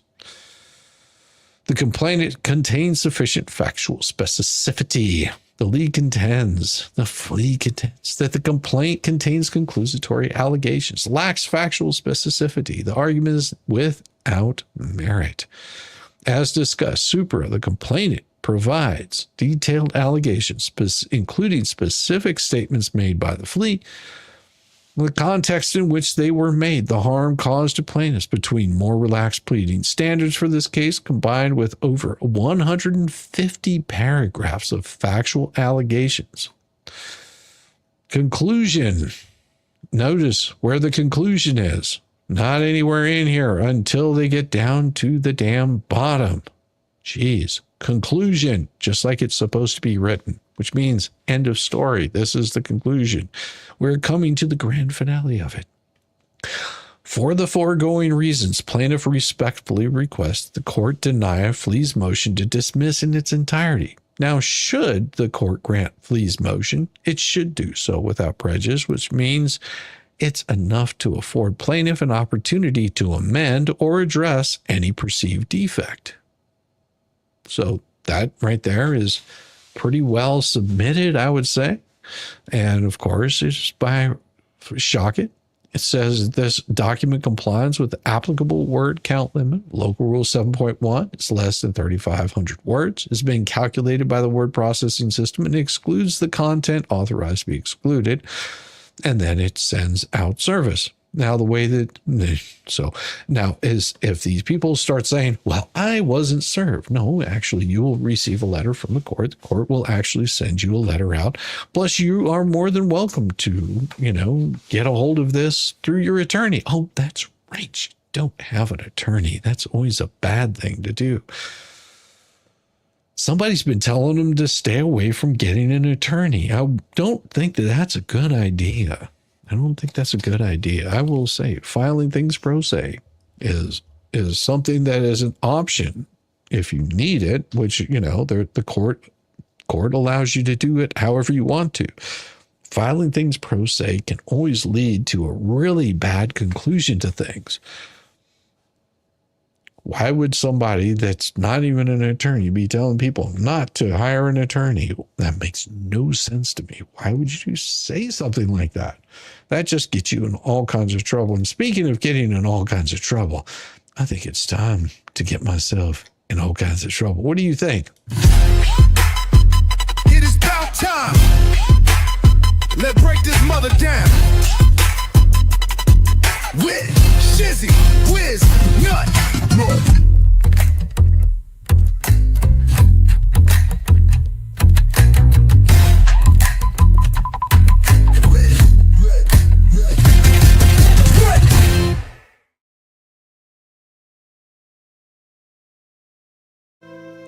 An open letter to the defendant who filed a motion against a claim that never existed. Brought to you by the Department of Procedural Faceplants and Strategic Cell Phones. There she was, strutting into federal arena like a seasoned legal warrior, wielding a motion to dismiss with all the precision of a toddler with safety scissors. Her target, a defamation claim that wasn't even in the complaint. That's right. She fired a torpedo at a phantom, a ghost, a legal Bigfoot. You almost have to admire the confidence. She wrote an entire brief addressing a claim no one brought under a statute no one cited in a universe that exists only in her live stream monologues and caffeine-fueled conspiracies. So let's keep the spirit of confusion alive. She filed a motion to dismiss defamation claims that don't exist. That's right. She opened the legal equivalent of a restaurant complaint against a menu item the kitchen never offered. She stormed into court, waved around Florida Statute 770 like a rusty old sword, and demanded the judge throw out a claim that isn't in the case. That's not a motion, that's a fever dream in a 12-point font. This whole thing is starting to feel like a game of Twister hosted on a tilt-a-whirl. Everyone's spinning, nobody's coordinated, and half your co-defendants look like they're the one missed a DM away from flipping sides. If this ecosystem gets any more unstable, we're going to need FEMA. But I digress. Back to the motion, the one that tries so hard to sound confident while belly flopping into every possible doctrinal pothole. Oh, she goes on social media. She plugs her stuff, attacks the computer, rakes in donations, but somehow that's not commercial promotion. Well, that's like selling hot dogs at a gas station and then claiming you're just doing fucking performance art. Dumbass, you can't wrap your PayPal link in a snark and then call it journalism. Ma'am, sir, enabler, whoever you are, that's trial level detail. At the motion to dismiss stage, all plaintiffs need to show is interference. Probably happened. And let me tell you this complaint doesn't just hit at it, it practically draws a treasure map in Sharpie with your alleged name to the dotted line that says, "Here lies the grift." You almost have to admire the confidence. She wrote an entire brief addressing a claim no one brought, under a statute no one cited, in a universe that exists only in her live stream monologues and caffeine-fueled conspiracies. And according to her, the plaintiff can't sue under Florida's Deceptive and Unfair Trade Practices Act because he's not a consumer. She must have missed the part where businesses harmed by unfair competition can sue, especially when the competitors allege raking in donations under false pretenses and launching misinformation campaigns for clicks. And that's not innocent commentary, that's hustle meets slander in a bonnet of bad faith. Then she claimed there was no advertising. Right, because promoting her own business while trashing someone else's brand, all while asking for support through links, merch, and live stream coins, that's just casual conversation. That's commercial speech wrapped in snark, monetized by malice. She demanded named contracts and specific customers at the pleading stage. Please. That's like demanding a full guest list before acknowledging someone even threw a party. The complaint alleges interference with business relationships, platforms, vendors, viewers, and backs it with over 150 paragraphs of receipts. That's not vague. That's called evidence. On deck. And conspiracy denial? That's comedy gold. She insists there was no plan, no coordination, just a magical string of coincidences where she and her little ecosystem of clout goblins happen to say the same things at the same time to the same audience with matching hashtags and donation links. The court doesn't need wiretaps, it needs eyes, because when a crew shares targets, talking points, timestamps, that's not happenstance, that's a pattern. And then she's alleging knee-deep in it. Oof. Because the facts fail and the filings flop, and that's always the last refuge. But the First Amendment doesn't protect knowingly false statements made to destroy a competitor's business, especially when those statements are made as part of monetized smear campaign. She wants to be a firebrand. Oh, she wants to be a whistleblower. Oh, a voice for the truth. Well, let me tell you. She filed a motion that missed the mark so completely it could have been auto-generated by Mad Libs for malpractice. It didn't just fumble the law, it insulted the reader's mind. And let's not pretend she didn't know better, because when she started citing the law like it's improv night and is 4 drinks deep, she's not defending herself. She's auditioning for the next role of Next to Get Sanctioned. Don't worry, she's not alone. The whole anti-what-the-hell's carnival is wobbling now. Y'all used to march in lockstep. Now it's just chaos and group chat. Everyone's fighting over who said what, who clipped what, who's going to be left holding the bag when the judge stops being patient with your bullshit. But in this story, she's not the hero. She's becoming the background noise, the subplot, the anonymous commenter who accidentally wrote herself into the narrative and now can't find the exit. This wasn't a legal strategy, it was performance. It was a melodramatic soliloquy to a judge who's probably wondering how this script made it past the table read. She came with no case law, no clear logic, no understanding of what was actually pled, but plenty of attitude and a cast of co-defendants already spinning faster than a fidget spinner on a courtroom floor. The best part, they're turning on each other now. The once synced chorus of chaos is crumbling into off-key solos. Everyone looking for the eject button, everyone looking to distance themselves, and there she is, front and center, arguing over a claim that wasn't even filed. Well, with all due respect to the art of legal theater, shizzy whiznut. Helm is polished, sarcasm sharp, riding the short bus straight through the courthouse parking lot and still making more sense than she did on record. It is about time. Let's break this mother down. With shizzy, whiz, nut.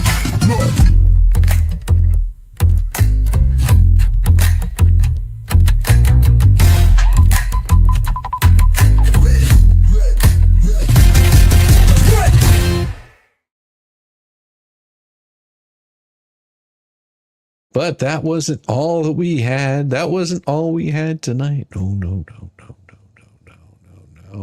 There's still more. There's still more. Because in case you love my letter. Well, thank you, little Nikki. I appreciate it. I hope it was fun and entertaining.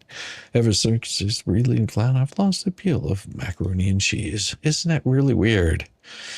I don't know. There's a place here that does some really good mac and cheese. It's pretty damn good. Just saying. Plaintiff's motion for entry of default. Whoa! When did this come in? Oh my gosh, look at that. 6/27/2025. Well, also you have to remember this one right here, the one we just finished reading. The one we just finished reading came on 6/28/2025. So the day before that, this one here was filed in here. You know what this means? Thank you. I bet the letter for the default judgment is going to be really good. Oh, yeah, it is. It is. Trust me. Max Lab, take a bow. Yes, take a bow, Max Lab. Plaintiff's motion for entry of default.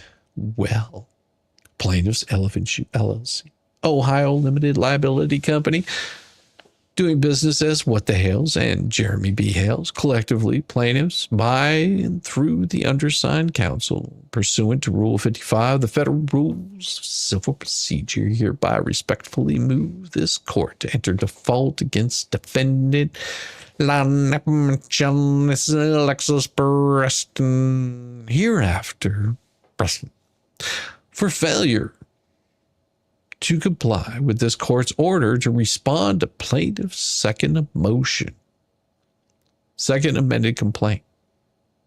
In support of this motion, the plaintiff state on June 17, 2025. This here court, now it done issued an order which stated defendant Preston must respond to plaintiff's second amended complaint within 7 days of it being refiled by the plaintiffs. Emphasis supplied by the court. Document 74. On June 18th, the plaintiffs refiled their second amended complaint against defendant Preston. Number 76. Pursuant to federal rules of civil procedure, Preston was required to respond to the second amended complaint within the specified time by the court's order. The deadline for Preston to respond to the second amended complaint has passed. It is gone. It is no longer with us. To date, the Preston has failed to file an answer or otherwise respond to plaintiff's second amended complaint despite the court's explicit order requiring such a response.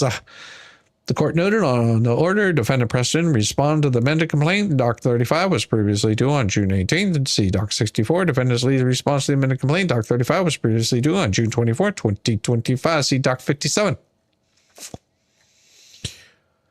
Preston's failure to plead or otherwise defend against the second amended complaint as ordered by the court here warrants the entry of the default pursuant to the federal rule of the civil procedure 55A2. Additionally, the court has authority to impose some such sanctions for failure to comply with the court orders pursuant to the federal rule procedure 37. And the court has also inherent authority to enforce the compliance with its orders through the federal rule of civil procedure 60F, which authorizes sanctions when a party fails to obey a pretrial order. Plaintiffs have been prejudiced by Preston's failure to comply with the court's order and respond to the second amended complaint, as this failure has caused the plaintiffs to incur additional costs. Wherefore, plaintiff respectfully requested the circuit court and enter default defendant against defendant Preston pursuant to federal civil procedure 55A, award plaintiffs reasonable attorney fees and costs incurred in connection with this motion and grant such other and further relief as the court deems just and proper. Dated June 27th, 2025. Do I have an amen? Give me an amen in the chat. Give me an amen in the chat. I just want to see one amen in the chat saying, hell yeah, Randy, you done brought it. Let Randy know that he done brought about a beautiful one. And, of course, we have a new member, which would be the Tiffany Haggleston or Steen. It could be either which way. I don't know. I can't remember the spelling. It's one of those. Welcome, Tiffany. And the usernames will get fixed out, so don't worry. Welcome so much. Welcome to the Oh, yes. And, then, of course, we also have the Lefty, which came in and became a member also. Each of you get a sticker. I am putting little stars on the helmet. Welcome. Tuesday, Wednesday, yeah. Right there. Ignorant, bolted, dash, poppycock, bollocks, and hookery. Ever all over again. Ooh. Yes, thank you so very much. I appreciate you, Tiffany. Appreciate you, Lefty. Good to see both of you. Yeah, I mean, it's a beautiful night. Now, you know, whenever I saw that one come in, I was like, ooh, that's right. There was supposed to be I believe that was on Thursday or Friday. Oh my God. It was just like, wow.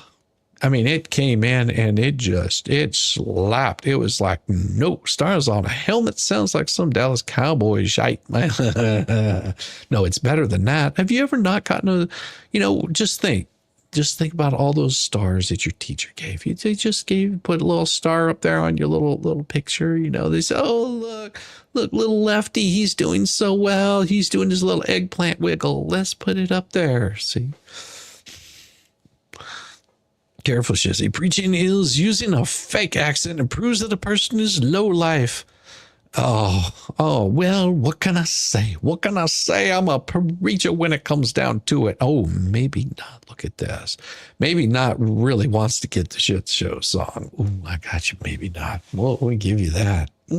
Welcome to the shit Oh, yeah. Every single day. A new flavor of fuckery. 'Cause everybody sucks, you see, and they're dumber than a bag of twats. Monday, Tuesday, Wednesday. And then 4 more days of increasingly stupid, Ridiculous, ignorant, balderdash, poppycock, bollocks, and buggery. And all over again.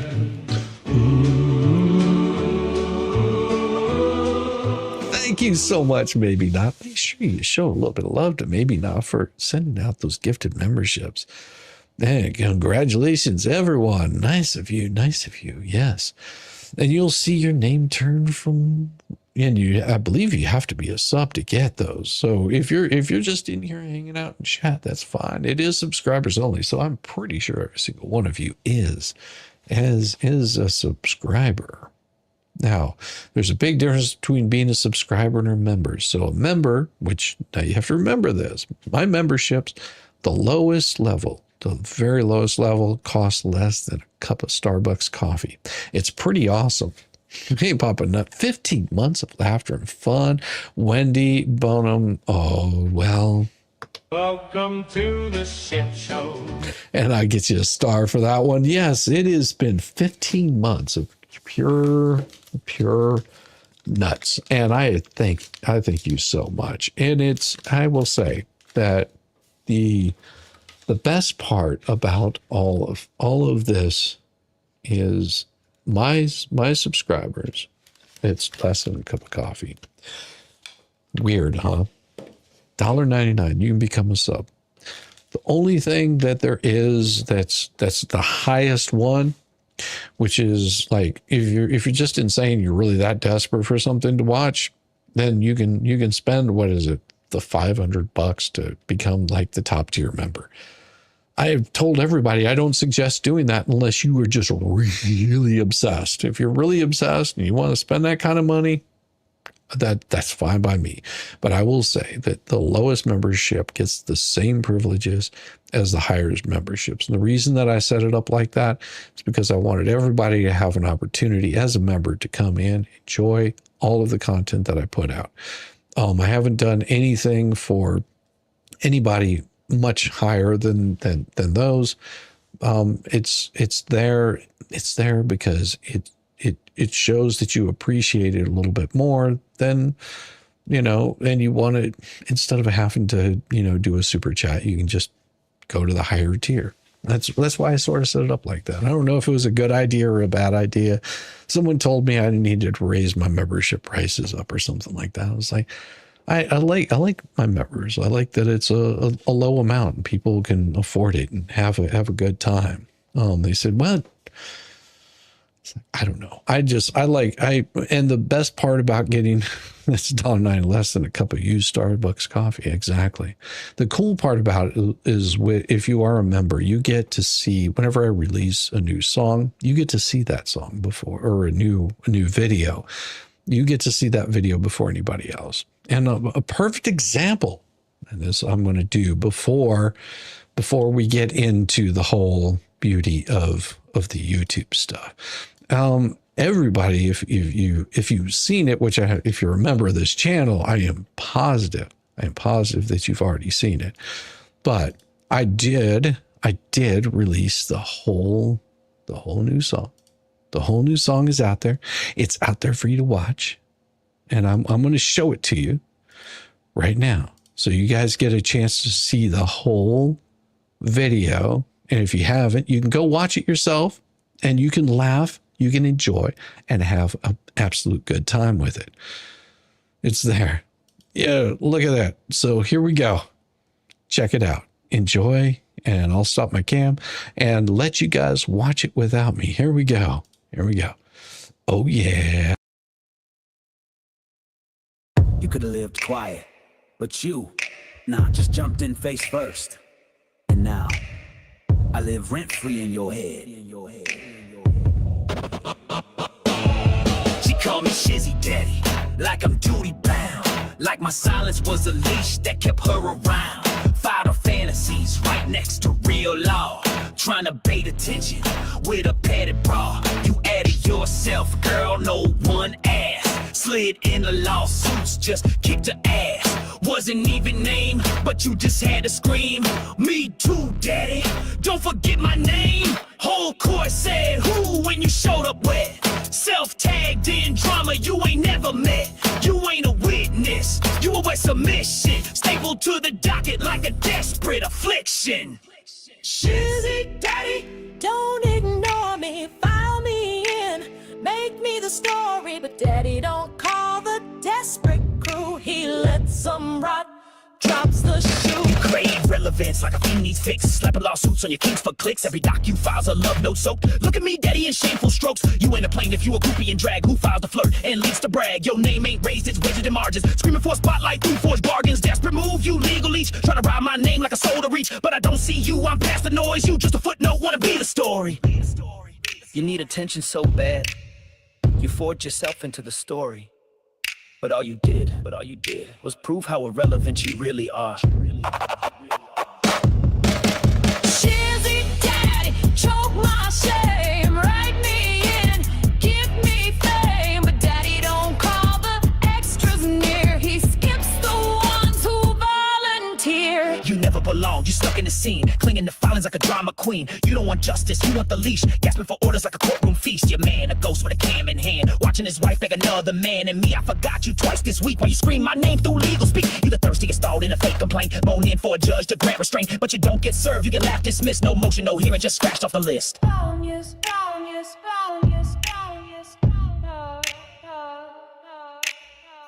You filed yourself in, you begged to be seen, you leaked your kink into my world, and I still didn't care. You're not a co-star, you're not a character, you're the background smudge on a document no one read. So take your fetish, take your husband, take a black pen and write your name in the rejection you earned. Because dumbass, you never had a chance. You call me Shizzy Daddy like it's a prayer, but oh, I'm not God. I'm the beast who laughs while you beg for me from the floor. You wanna be ruined, you want the leash, the order, the voice in your ear. Too bad, you don't get home, you get ignored. You can burn your marriage, torch your name, and I still wouldn't give you a glance. You're not worth my time, you're a malfunctioning lipstick, a walking illusion with soggy fantasies and no brains. You don't need Shizzy Daddy, you need quiet rooms and locked drawers. You need the meds you skip when you start thinking this is love. You're obsessed, sick, soaked in shame and grinning through the tears. And the worst part, you like it, you beg for it. You need someone to call you trash, just so you can finally feel something. But here's the truth, you're less than trash. You're compass for better stories. I wouldn't touch a kick with a gloved hand. You'll scream my name tonight, you'll cry in the dark, fantasizing about being beneath me. But I'll be asleep, peaceful, dry, untouched, while you drown in the fiction that I'd ever look your way. So dream of Muppet, dream of collars and commands, of Shizzy Daddy and being disintegrated. And when you wake up, just remember, I didn't even think once about you. Oh yeah. Oh yeah. Oh, we can't do that one yet. that one's another one altogether, but I do have that one last reading for you guys, and here it goes. It is about time. Let's break this mother down. With Shizzy, Whiz, Nut.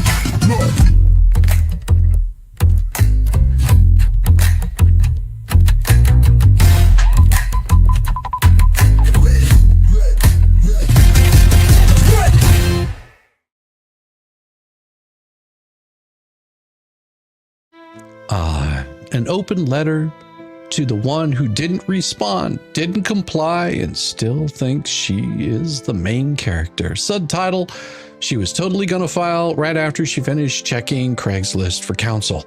There's something almost poetic about it.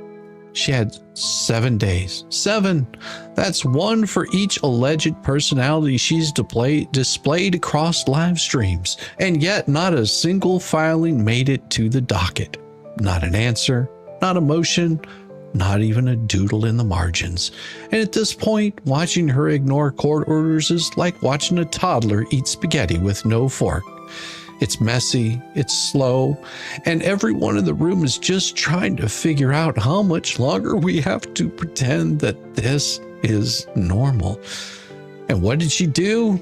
Nothing, not a whisper, not a motion, not even a sovereign citizen YouTube tutorial submitted as an exhibit. The court issued a crystal clear order. No ambiguity, no riddles, no decoding required. It didn't say try your best to respond if your brain holds. It said must respond. That's courtroom for you better show your ass up or the gavel's coming down like gravity. Oh, but she didn't. So here we are watching Randy call, cool, legally caffeinated, file for default like a man setting out folding chairs for a funeral that's been long overdue. She had time. She had notice. She had a keyboard, but instead of filing anything, she pulled a ghost move that would make Houdini blush. Maybe she was busy. Maybe she was consulting the group chat. Maybe she was waiting for one of the others to file first so she could copy paste. But Rule 55 doesn't give a shit about vibes. It cares about compliance. Of course, she's always in the process of finding representation, just like she's always drafting something, collecting evidence, or almost done with that response. This mythical legal unicorn she's chasing must have a fax machine in Narnia because it never shows up to anything. At this point, if she tells the court she's still looking for a lawyer, someone should check if she's been using Yelp reviews and the magic 8 balls for strategy.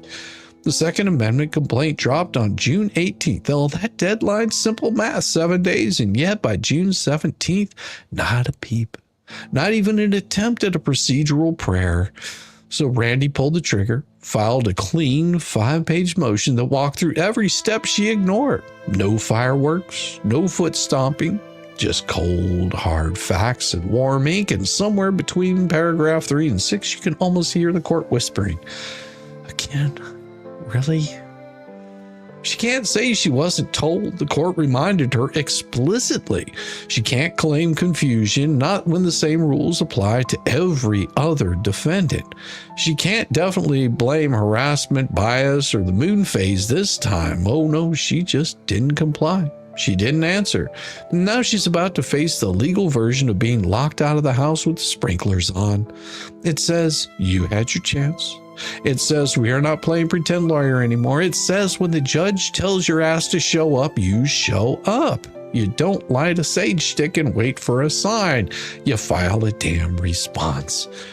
Though she won't answer the complaint, but she'll run her mouth on live stream like she's arguing in front of the Ninth Circus. She's claimed she's being silenced while typing 17-paragraph screeds from the comfort of Otter Creek, wrapped in a blanket of delusion and stale excuses.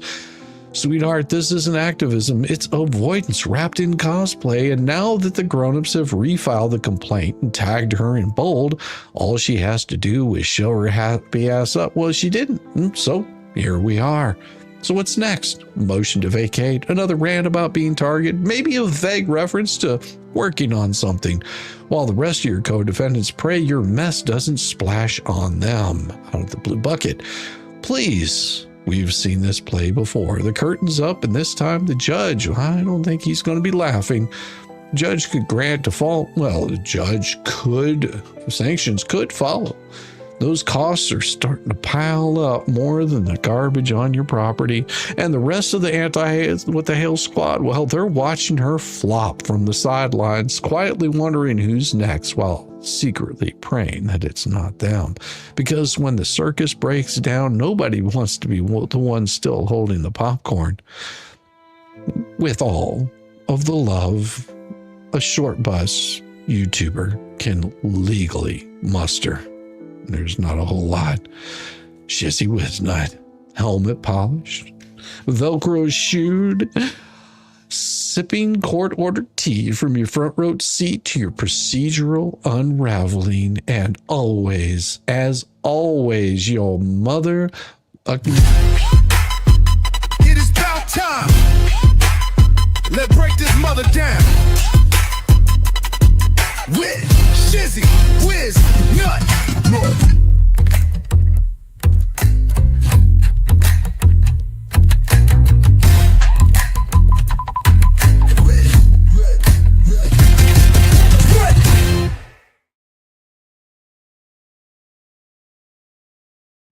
Oh yeah, good stuff, man. Oh man, oh man, what a day it's going to be tomorrow.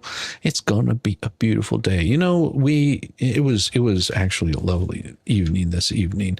I got to spend almost the entire day with my wife. Oh, that's so enjoyable. We were piling rocks and fixing things because our driveway keeps flooding. It's always a mess.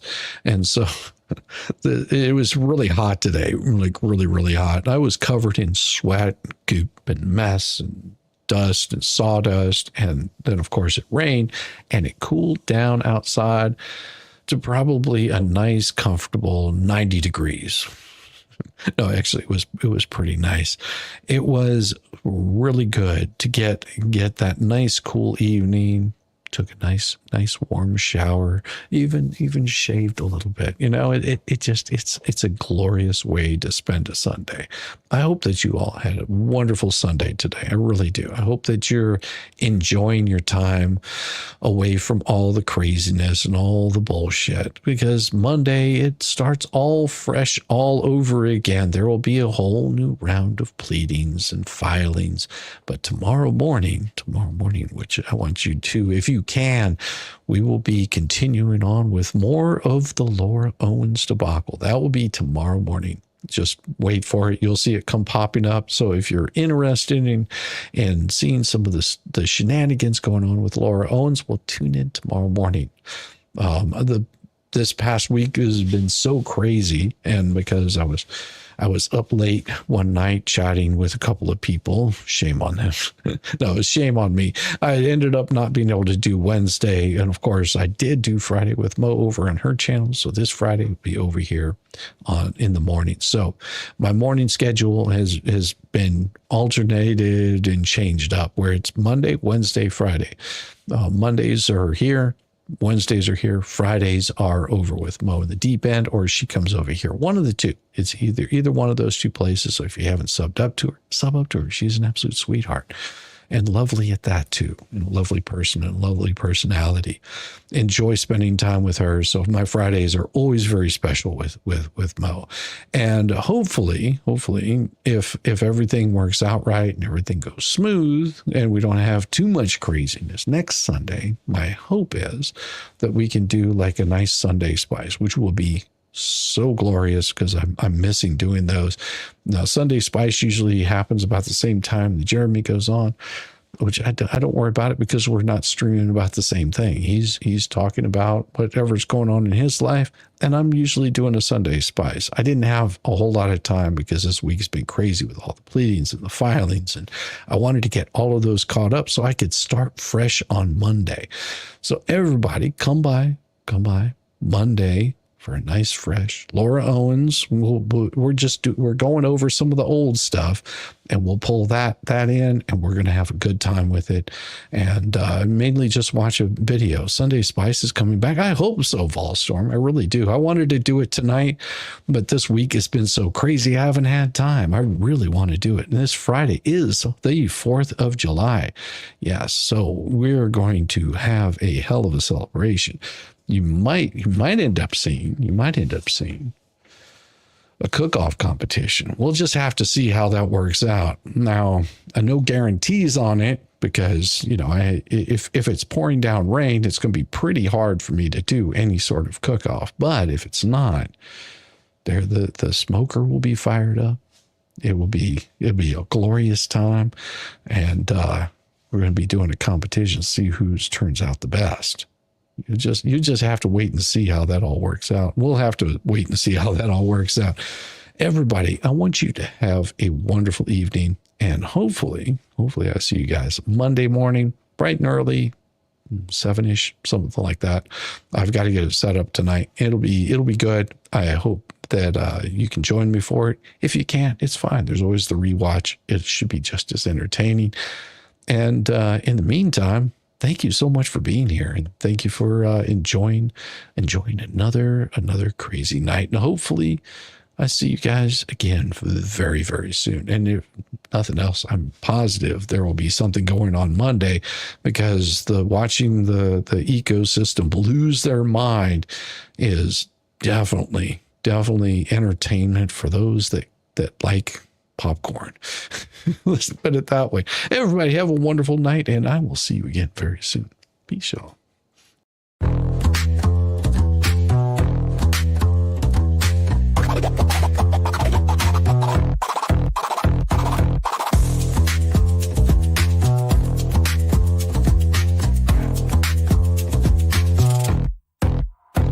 Oh, you thought I was done, bless your heart, but I'm still living rent-free, it's a work of art. Call me daddy, call me nut, call me the goat. You're paddling upstream while I'm running this boat. You say, I don't care, yet you're glued to the screen, caught up in my glow while you stay unseen. Your shade's like a breeze, it's barely a draft. Meanwhile, I'm the Picasso of roasting your ass. You say you're over me, oh how cute, but here I am, still the star of your loop. You're my biggest fans, don't even deny, so grab some popcorn when daddy goes live. Live. Call me daddy, yeah, shout it loud. King of your thoughts, I'm making you proud. Papa Nut, Shizzy Daddy, headline act. Your background noise, and that's just a fact. Let's face the score. You hate that you love me, but you keep wanting more. You're like a dog chasing cars, you don't know why. But here you are, barking while I touch the sky. Your comments are gold, such comedy gold. Who hurt you? Oh wait, it's me, I'm told. You're keeping tabs like an unpaid intern while I'm cashing checks. When will you learn? Your timeline's a shrine to every move I make. I'd say thanks, but you're a nasty skank. Oh, Shizzy's washed up. Yeah, sure, Jan, yet here I am, the centerpiece of your plan. You hate watch my stream like it's Oscar night, but guess what, kiddos? I'm still shining bright. Call me daddy.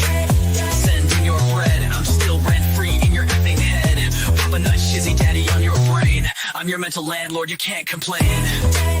Let's keep it real. You hate that I'm winning, but you love how it feels. Oh, I'm sorry, did I break your streak? You tried to ignore me for like half a week, but daddy's too spicy, you can't look away. I'm the train wreck you need every single day. So while you're out there with your plastic clout, I'm here sipping coffee watching you freak out. You're irrelevant, wow, what a take. Now go rewatch my vids while I count how much I make. I count how much I make. Call me daddy, yeah, own it now. I'm reading your brain and you don't know how. Papa Nut, Shizzy Daddy, let's set the bar. I'm the constellation, you're a burned out star. Embrace your role, cause I'm the main character. You're just an old ragged ass, burned out troll. So that's your bedtime story, kids tucked in sweet and snug. Shizzy Daddy's forever, you lose and you're stuck in the mud. Now say goodnight to Papa Nut, your mental pain.